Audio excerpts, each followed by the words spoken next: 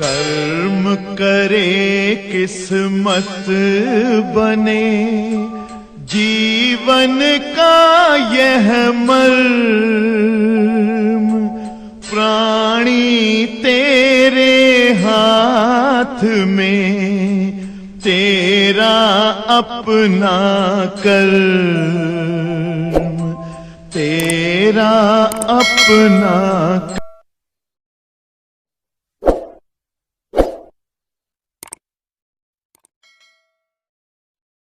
Dear students, we are studying about magnetic field produced by current carrying elements. आपको मैंने explain किया है, अरस्टेड चाचा बताकर मर गए कि अगर कहीं करंट फ्लो होती है तो due to flowing of current के फ्लो होने से there will be producing of magnetic field. Magnetic field produce हो जाता है जब करंट फ्लो होती है। When current flows through any small segment of any conducting wire, कोई एक स्मॉल सेगमेंट हो और कोई जो है ये इनफाइनाइट कंडक्टिंग वायर का सेगमेंट हो। When current flows through this small segment, अगर करंट इस स्मॉल सेगमेंट से फ्लो करती है तो करंट कैरिंग स्मॉल सेगमेंट के अराउंड मैग्नेटिक फील्ड क्रिएट होता है। और हम लोगों ने बायो और सेबर्ट लॉ से ये जान लिया कि किसी भी करंट कैरिंग एलिमेंट्स के थ्रू कितना मैग्नेटिक फील्ड क्रिएट होगा। सबसे पहली रीडिंग यही थी, बायो-सेवर्ट लॉ के through finding magnetic field produce by any current carrying small segment. कोई एक छोटा सेगमेंट हो और जो है कोई करंट कैरिंग कॉइल का ये सेगमेंट हो, इसके कारण कितना मैग्नेटिक फील्ड प्रोड्यूस होता है या कितना मैग्नेटिक फील्ड जनरेट होता है, इसे ही हम लोगों को निकालना रहेगा। याद आया? तो करंट कैरिंग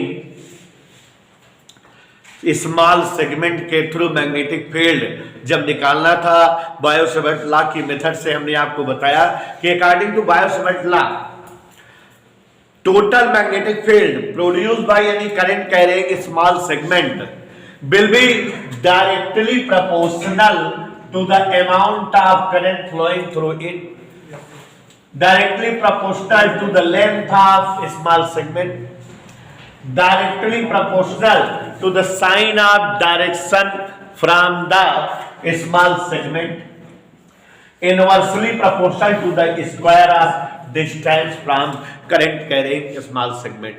यही बताए थे ना। और मिस्टर जैन ये सब इकट्ठा करके लिख दिया गया था, delta B directly proportional I delta L sine theta upon R square. और उसके बाद यहां पर जो है प्रोपोर्शनल का सिंबल जब हटा था तो यहां याद करिए कांस्टेंट यूज हुआ था, mu naught upon 4 pi I delta L sine theta upon R square.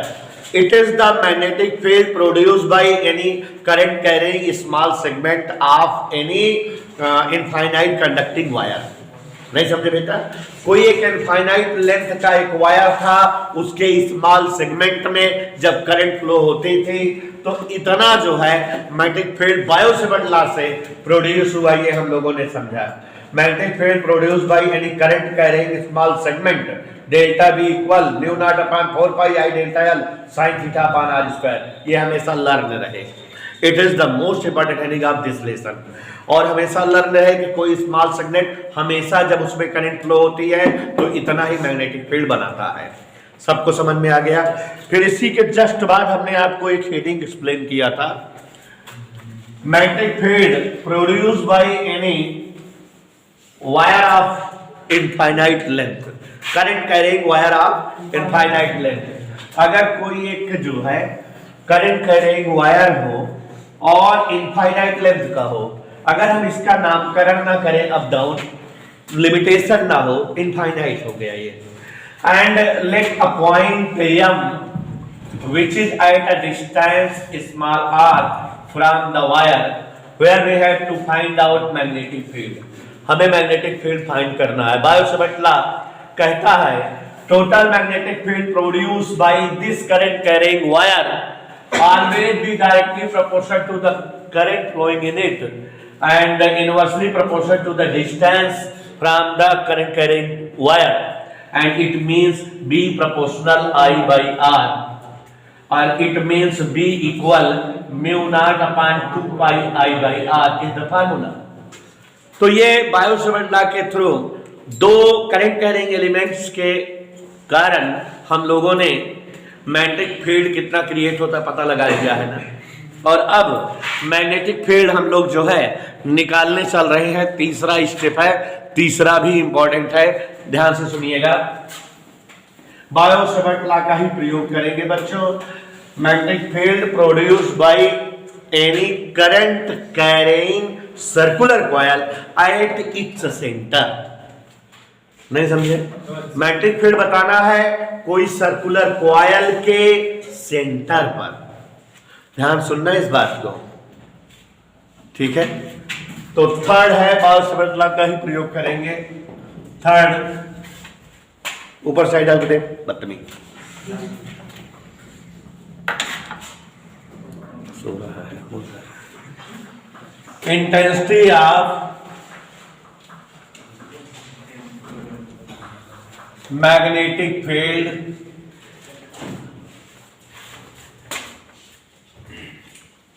intensity of magnetic field at the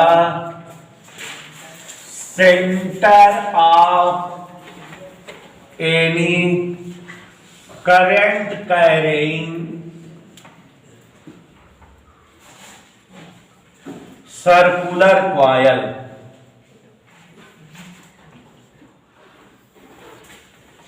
heading तो समझ में आया बेटा? समझ में आया? There is a circular coil. Current is flowing through it. We have to find out intensity of magnetic field at its center. इसके centre पर कितना मैग्नेटिक फील्ड बनेगी ये हमें मालूम करना है. ठीक है ना बेटा? तो now look here. Late it is a wire which is dented in circular form. एक वायर लिए और this wire is dented in circular form. Let O is the center and R is the radius of this circular coil. Figure समझ में आई बेटा? Let us suppose that हमें current carrying circular coil कोई है, उसके centre पर magnetic field बताना है यूजिंग बायो-सैवर्ट लॉ. समझ में आया? तो let us suppose that it is a wire bented in the circular shape. Circular shape में मुड़ा कोई ये क्या है? whose center is whose radius is if current is flowing through this wire look like this. Now it become current carrying circular coil. समझ में आया? Let a circular coil of radius r and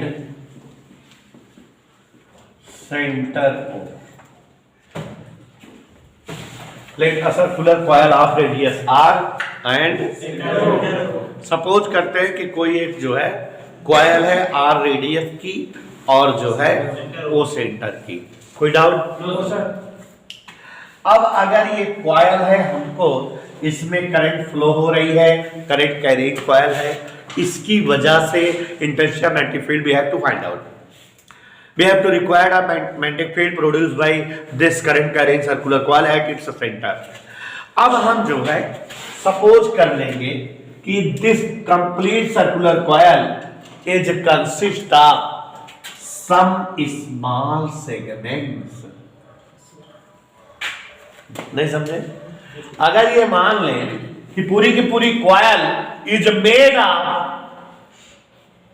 some small segments, छोटे छोटे टुकड़ों से मिलकर बनी है, ऐसा मान लेते हैं ये पूरी कुंडली का। And let it is its one segment name यमयन and having length delta and which is current carrying, current is flowing through each segment. हम इस कॉइल को कई छोटे छोटे टुकड़ों से मिलकर बनी सपोज कर सकते हैं। Late us suppose that Mn is its one small segment of length delta L. Current I is producing a flowing through it and it create magnetic field at center O and that is delta B, or the distance of center O from the segment is R. And this angle you all of you know 90 degree tangential angle of tangent हमेशा किसी भी circle के circumference के किसी point को centre से मिलाने पर परपेंडिकुलर लाइन ड्रा होती है। कौन सा एंगल बनता है वहां? 90 डिग्री का tangential angle, angle of tangent, tangent का एंगल, ठीक है। तो ये एंगल कितना है? 90। ये डिस्टेंस कितना है? r। ये छोटा सा सेगमेंट कितनी लेंथ का सपोज किया है? सेंटर पर कितना मैग्नेटिक फील्ड बनाएगा निकाल सकते हैं ना? देखो, late Mn is a small segment of coil। coil का एक स्मॉल सेगमेंट है Mn। इस Mn की सेंटर से डिस्टेंस कितनी है? एंगल कितना है? इसने सेंटर पर मैग्नेटिक फील्ड सपोज कर ले रहे हैं, कितना बनाया? We can find it the value of delta B from Biot law। देखो, from Biot law, from Biot law, magnetic field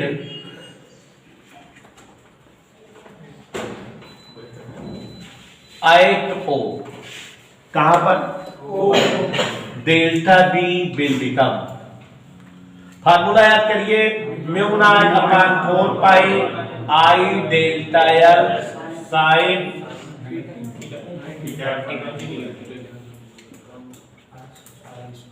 interpreter.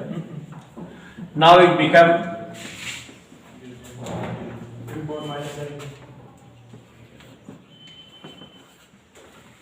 समझ आया इतना बच्चों?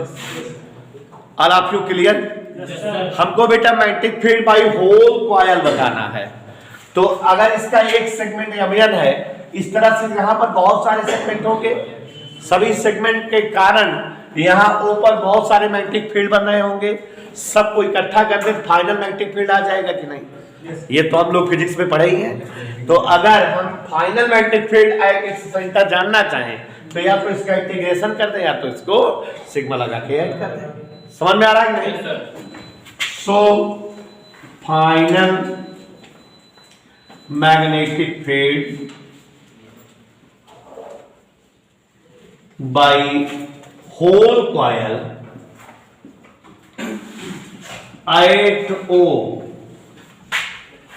B will become sigma of delta B। इस तरह से जितने भी सेगमेंट्स हो वो जो भी मैग्नेटिक फील्ड प्रोड्यूस किए हो सबको ऐड कर दें तो फाइनल मैग्नेटिक फील्ड आ जाएगा बच्चों। Final magnetic field by whole coil will be the sum of each magnetic field produced by each segment. सारे सेगमेंट के थ्रू जो भी मैग्नेटिक फील्ड प्रोड्यूस हुए होंगे सबका सम फाइनल मैग्नेटिक फील्ड होगा। समझ आ रहा है बेटा? नाउ लुक, डेल्टा बी की वैल्यू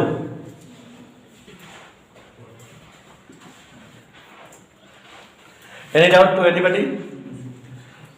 कांस्टेंट बाहर कर दो, mu naught upon 4 pi I upon R square sigma of delta L. Mr. Pragyan, look the expression and give the value. Sigma of delta L mean जितने delta L है सबका sigma, सबका सम। आप समझ रहे हो कि सारे सेगमेंट को when we add then that will become circumference of circular coil. Circumference बन जाएगी कि नहीं? yes, sir. और व्हिच वैल्यू इज 2πr। सारे टुकड़े मिलकर सर्कमफ्रेंस बना लेंगे कि नहीं? yes, sir. तो बी विल बिकम क्या आ जाएगा? 2 पाई से कट गया, mu naught I by R से स्क्वायर कट गया। ये हमारा आंसर आ गया। अच्छा एक चीज और, अगर बेटा ये कॉइल में एन टर्न हो, एन बार लपेटी हो, तो मैग्नेटिक फील्ड एन टाइम्स आ जाएगा। ठीक है, इफ कॉइल है एन टर्न, कितने लपेट हो? तो B equal mu naught N I upon 2r। ये डेरिवेशन हो गया। Any doubt to anybody? समझ आ गया? तो ये बहुत इंपॉर्टेंट डेरिवेशन है, एक बार फिर से समझिए जरा। We have to find out magnetic field by any current carrying circular coil at its center, okay, with the help of Biot-Savart law, okay। Biot-Savart law के थ्रू कोई सर्कुलर कॉइल जो current carrying हो उसके centre पर how much magnetic field produce, कितना magnetic field produce होता है पता करना है। Let us suppose that there is a wire which is bended in a circular shape of radius r। मान लेते हैं कोई एक वायर है जो r रेडियस के सर्कुलर शेप, तो यह बता रहे थे कि let us suppose that there is a wire which is bended in a circular form of radius r। एक वायर है जिसे r रेडियस के सर्कुलर फॉर्म में मोड़ दिए हैं। यहां इस सर्कुलर फॉर्म का सेंटर O है, रेडियस R है। ये जो है R रेडियस के सर्कुलर शेप में बेंटेड है, बुरा हुआ है। करंट I इससे जो है पास हो रही है।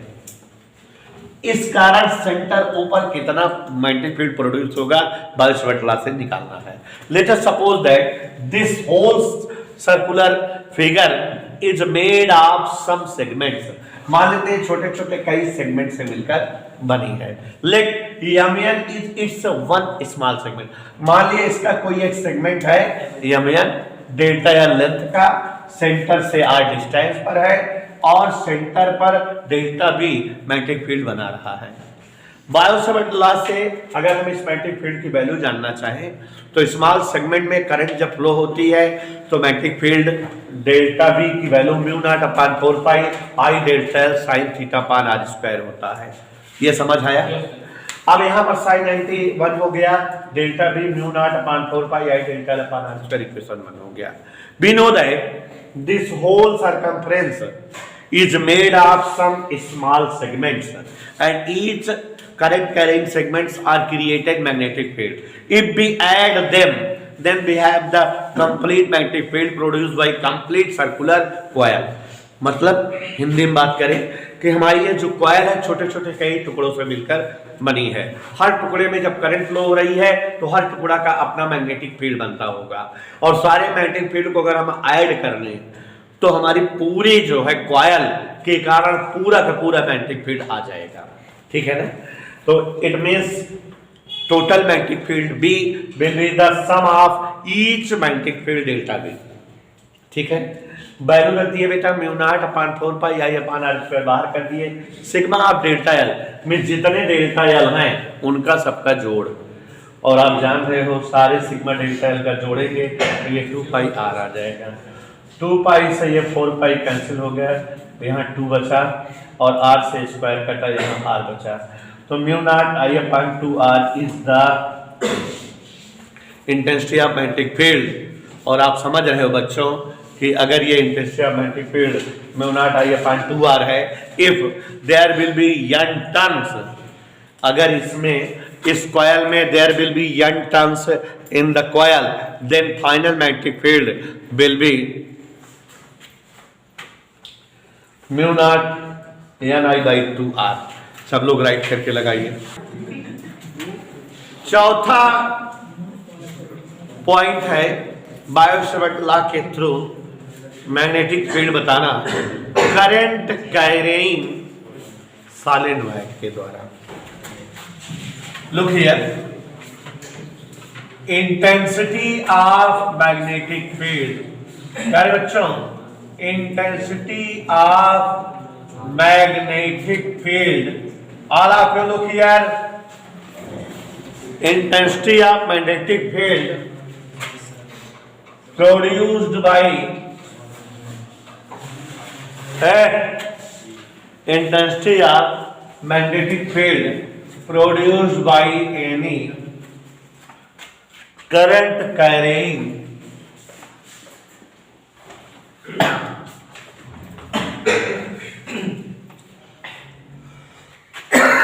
solenoid।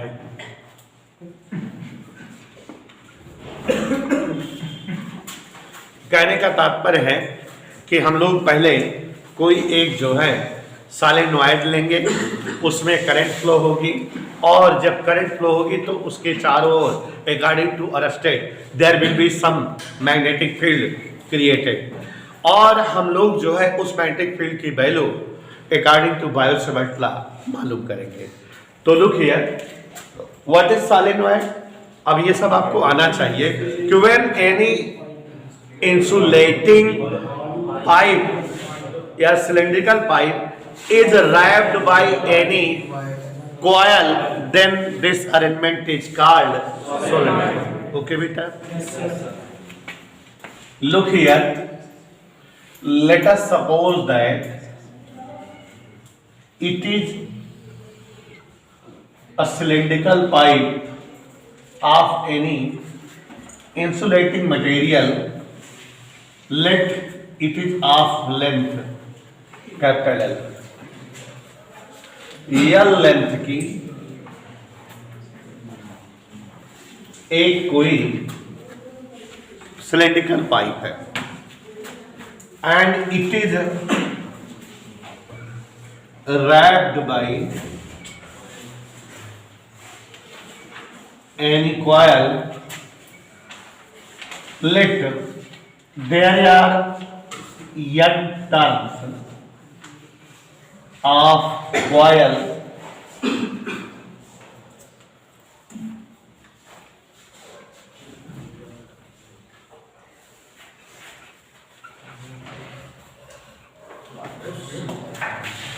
there are n turn and current I is flowing through this solenoid,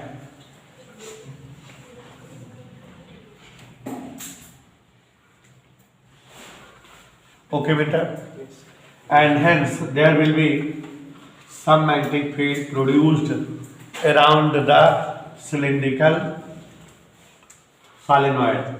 यहाँ कितने टर्न्स हैं बेटा? let a solenoid of length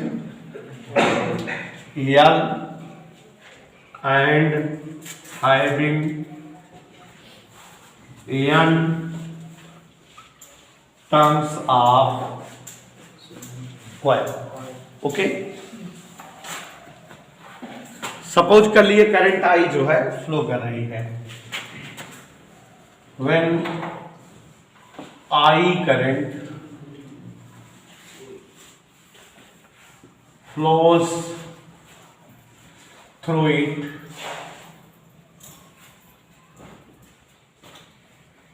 magnetic field B intensity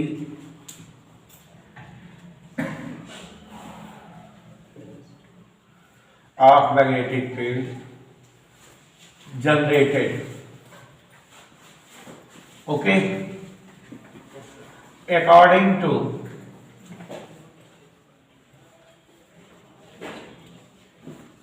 कौन सा लॉ?